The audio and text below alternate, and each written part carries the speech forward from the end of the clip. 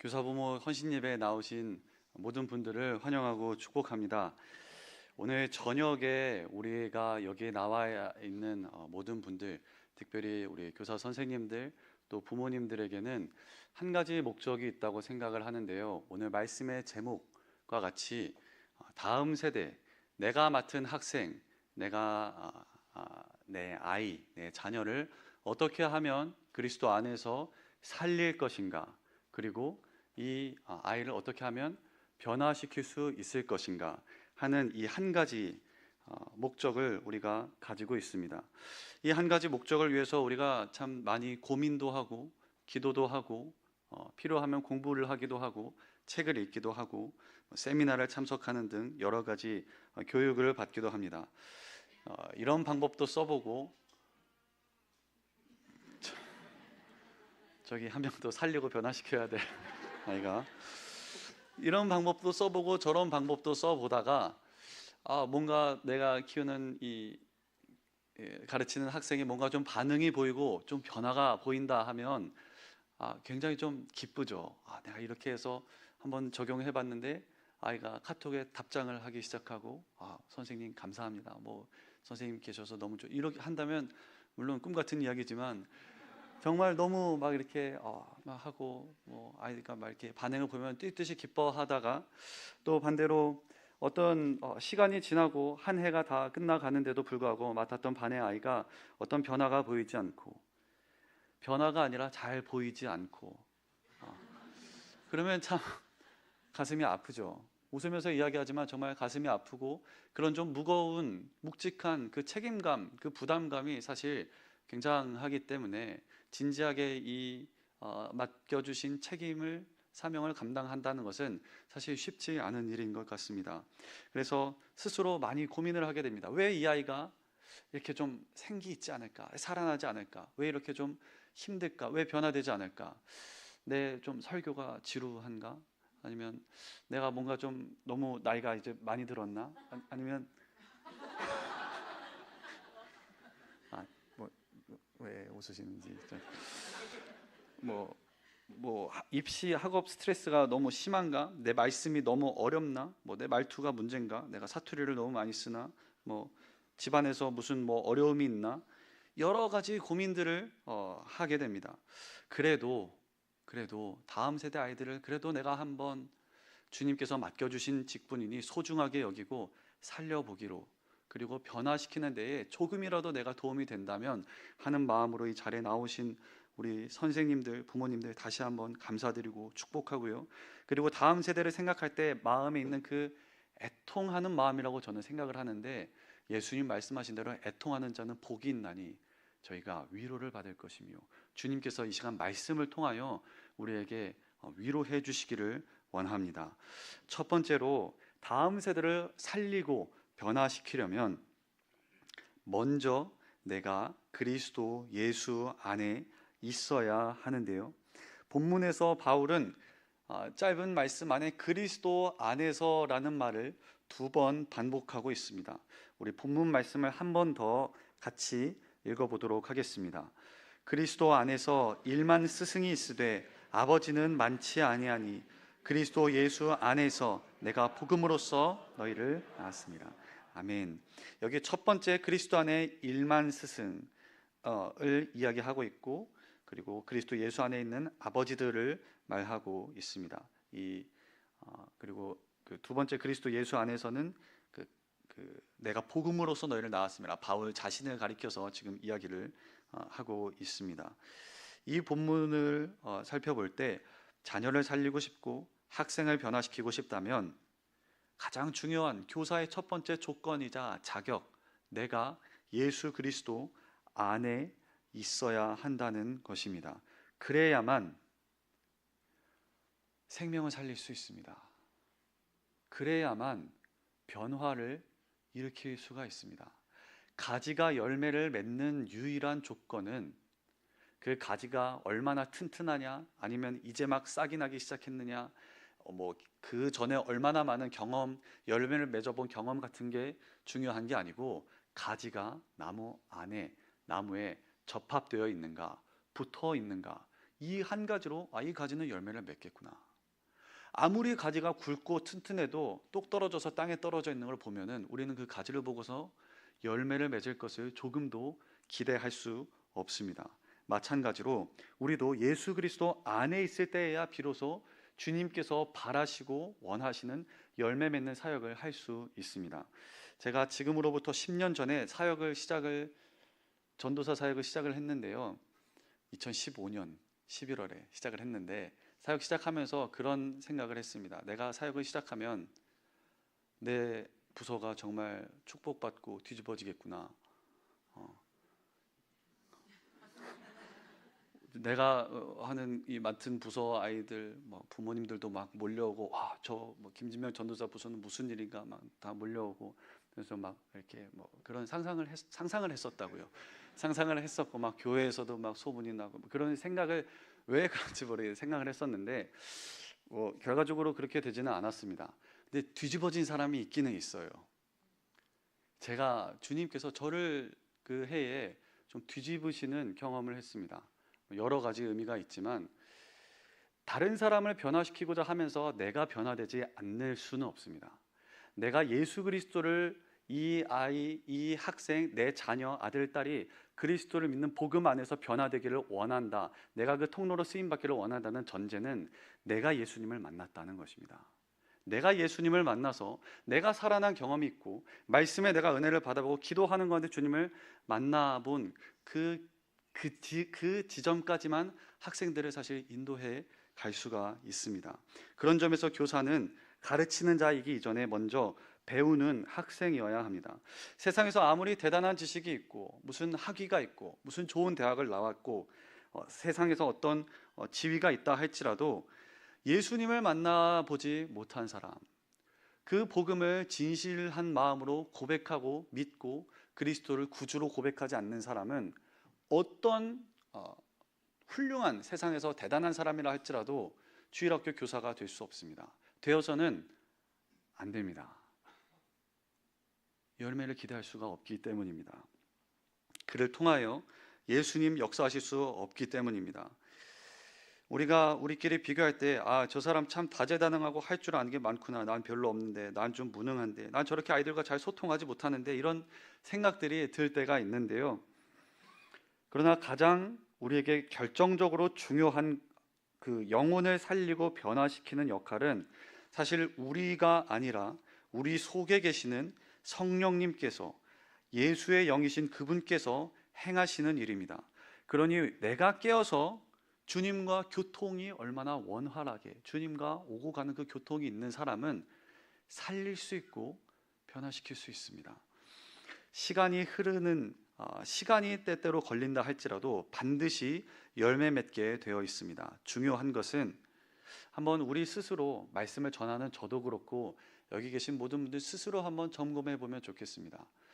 우리가 여러 사역들, 다양한 활동들을 할 수 있지만 내가 정말 그리스도께 붙어 있는지, 예수님께서 내 안에 살아서 움직이시고 그분의 영이 내 안에 운행하시는 것들이 내가 그런 어떤 주님의 음성을 듣고 있는, 주님과 오고 가는 소통이, 그 연결 통로가 살아있는 통로인지, 우리 전화선에도 보면은 잘라진 죽은 전화선도 있잖아요. 혹시 죽어있는 라인은 아닌지 한번 우리 스스로를 돌이켜 볼 수 있으면 좋겠습니다. 내가 먼저 그리스도 안에 있을 때 다음 세대를 살리고 변화시킬 수 있습니다. 다음으로 다음 세대 살리고 변화시키고자 한다면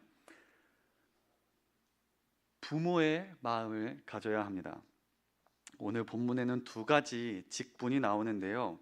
하나는 스승이고, 선생님들 계시는데 좀 이따 설명드리겠습니다. 그 스승이 그 스승 같지는 않습니다. 하나는 스승이고 다른 하나는 부모입니다. 여기 일만 스승이 있다고 할 때 사실 일만 스승이 있다고 생각하면 얼마나 든든한가요? 우리 교회학교 선생님들이 100여 분이 조금 안 되시는데 10,000명은 고사하고 우리 부서에 10명만 보내줘도 좋겠다. 우리 부서에 건실한 청년 교사 10명, 혹시 필요하신 분, 저기 청년 형제 5명, 자매 5명 선착순 이렇게 손 들어가면 번개같이 아마 손을 드실 텐데 지금 없는 줄 알기 때문에 아무도 지금 손을 들 생각을 안 하시지만 1만 스승이면 정말 엄청난 숫자인데도 불구하고 사도 바울은 1만 스승 그거 별로 영향가 없다. 그거 별로 그렇게 소위 하나님 나라의 사역을 하는 데 있어서 글쎄 나는 별로 그렇게 탐나지 않는다 라고 지금 바울이 이야기하고 있는 겁니다. 그리고 바울이 정말 존귀하게 생각하는 그 사역자는 그 아비는 많지 않다라고 하는데요. 여기 1만 스승에서 스승으로 번역된 헬라어는 파이다고고스라는 단어인데, 우리가 아는 이 스승, 교사와는 약간 다른 그런 직분인데요. 이 당시에 파이다고고스는 주인의 자녀를 학교까지 안전하게 데려다주고 데려오는 역할을 하는 그런 종을 가리키는 말이었습니다. 전문적인 교사가 아닙니다. 다만 데려다주기만 하고 다시 데려오면 자기 역할 끝나는 사람을 파이다고고스라고 불렀습니다. 이런 역할을 하는 사람, 데려다주기만 하고 데려오기만 하고 출석하냐 안 하냐 피상적인 역할만 하는 사람을 일컬어서 지금 사도 바울은 1만 스승 또는 파이다고고스라고 지금 말하고 있습니다. 내가 맡은 아이가 교회에 나오느냐 안 나오느냐에만 그 정도 관심만 있는 사람, 몇 명 왔는지에만 관심이 있을 뿐, 누가 어떤 아이가 어떤 상황 속에서 어떤 마음으로 이 예배 자리에 나왔는가 혹은 나오지 못했는가에까지 우리가 도달하지 못한다면 우리 스스로는 어디에 가까운 교사인가 스스로 생각해 볼 수 있으면 좋겠습니다. 파이다고고스는 이런 스승은 1만 명 있어도 한 영혼을 바꾸지 못한다는 겁니다. 한 영혼을 살려내지 못한다는 겁니다. 그러나 아버지는 다릅니다. 아비는 부모는 숫자가 아니라 영혼의 그 한 인격, 그 존재에 관심이 있는 그런 존재입니다. 혹시 안산의 동산고등학교를 아실지 모르겠습니다.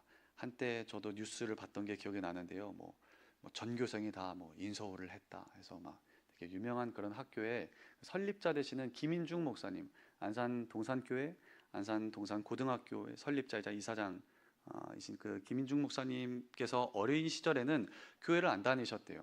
그래서 예수님 모르고 그냥 이렇게 지내다가 어느 날 우연히 전도를 받아서 교회를 가시게 됐다 하는 그런 이야기를 들었습니다. 처음 교회 갔더니, 제 이야기 아니고 그 목사님 직접 하신 이야기입니다.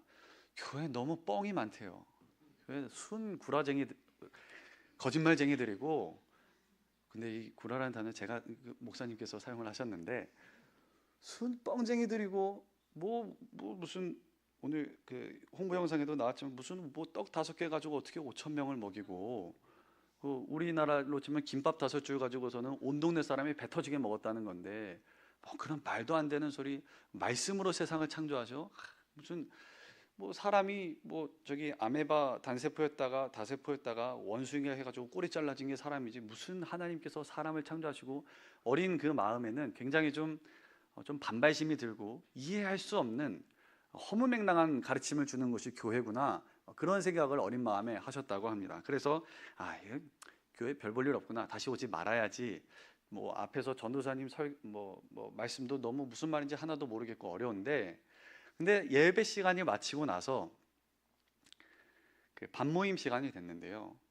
반교사 선생님이 박순애 선생님이란 분이 계셨다고 합니다. 그 선생님께서 너무 따뜻하고 너무 인자하고 이렇게 사랑으로 보듬어 주시는 그 모습에 다른 건 기억이 안 나고, 선생님은 그래도 참 따뜻하고 좋은 분이시네, 선생님이 좋아서 내가 한 번은 더 나와봐야겠다, 이 선생님이 좋아서 한 번은 더 나와봐야겠다. 아마 오늘 그 설교 말씀을 들은 아이들을 붙잡고서는 다음 주에 한번 우리 선생님들 실험을 해보시면은, 지난주에 들었던 말씀 혹시 기억 좀 나니? 제목이 뭐였니? 물어보면 대답한 아이는 앞으로 목사님 될 아이들이고, 기억 못하는데 사람은 기억하는 것 같아요. 선생님께서 나를 쓰다듬어 주신 거, 내가 머리하고 왔는데 너 머리하고 왔구나, 너 머리 이거 핀 오늘 예쁘네, 이렇게 자신에게 관심 가져주는 그런 소통하는 선생님 좀 기억에 남는 것 같습니다. 아무튼 그 선생님께서 공과 시간이 됐는데 그런 모습을 보고 다시 교회를 올 마음을 먹었는데, 이 목사님께서 어린 시절에 되게 좀 집안이 많이 가난하셨다고 해요.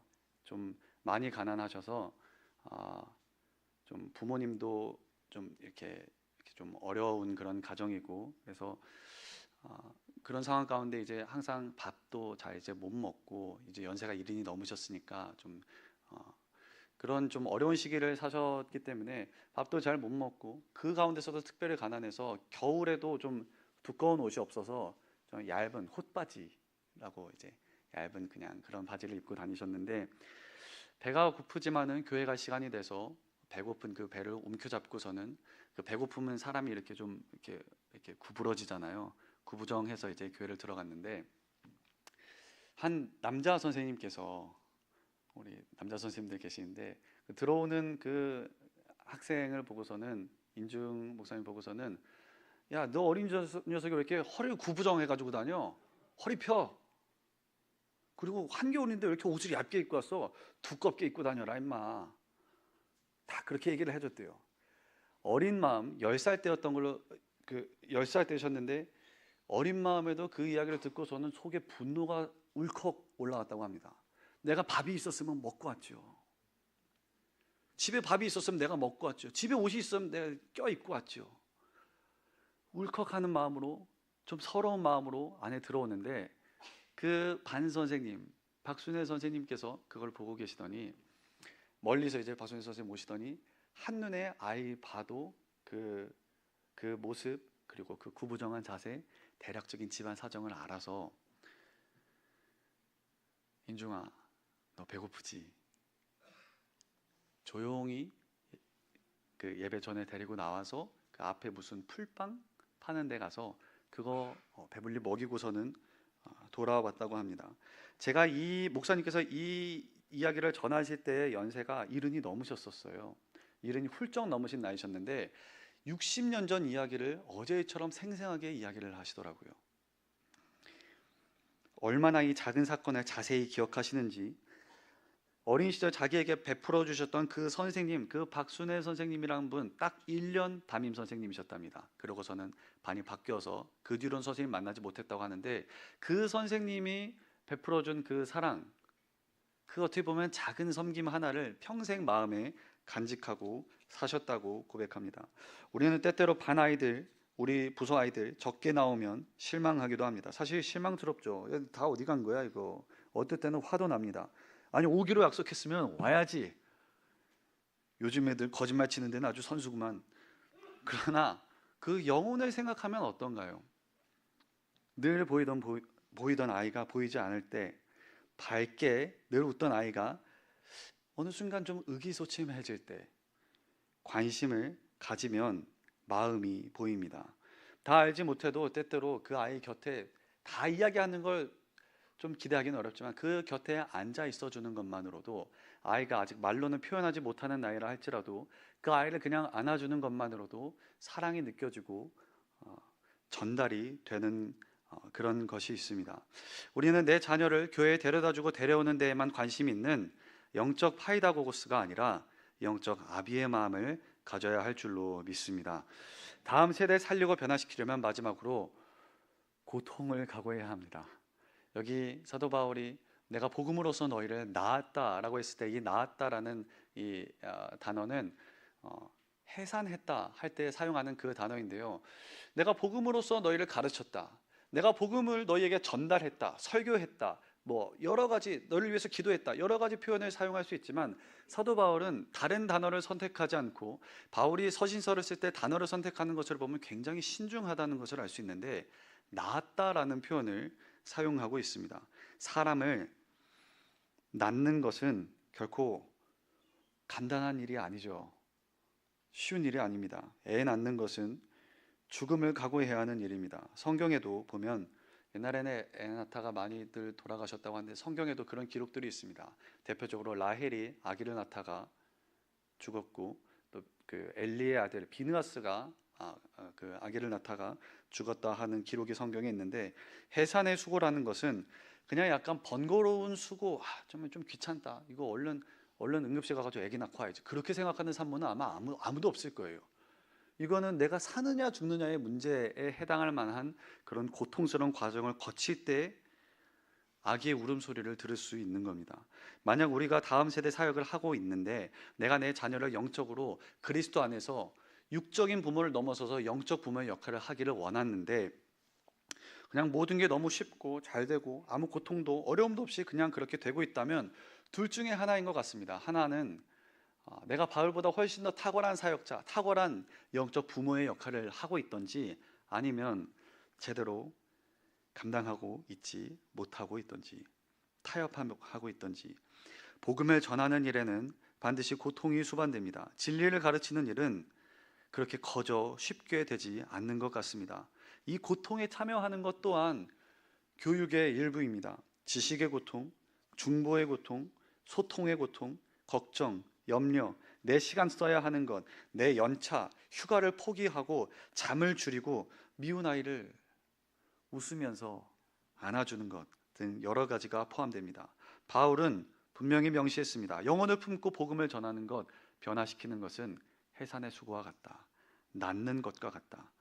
우리가 우리에게 맡겨진 영혼들, 다음 세대를 살리고 변화시키려면 이 고통을 각오해야 합니다.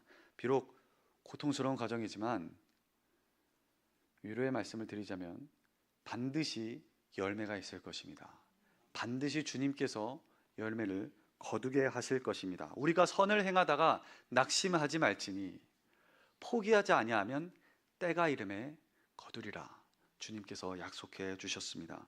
말씀을 마치겠습니다. 눈에 당장 보이는 결과가 없더라도 은밀한 중에 주님께서 우리 선생님들, 우리 또 부모님들 보시고서는 그런 칭찬을 다 들을 수 있었으면 좋겠습니다. 너 나 위해서 참 많이 수고했다.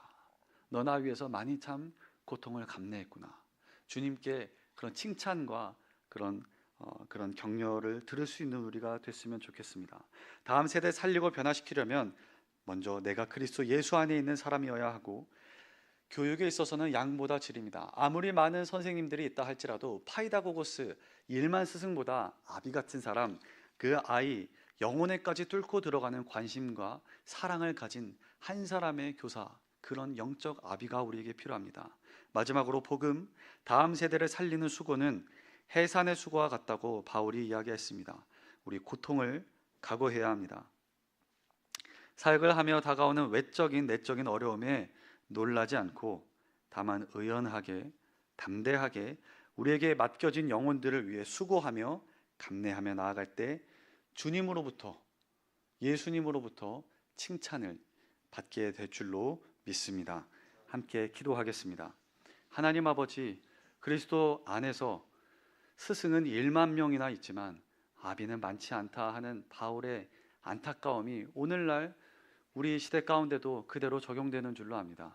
주님, 우리가 스승의 카테고리에서 아비로 주님께서 찾으시는 한 사람의 교사로 서게 하여 주시옵소서. 예수님의 이름으로 기도드립니다.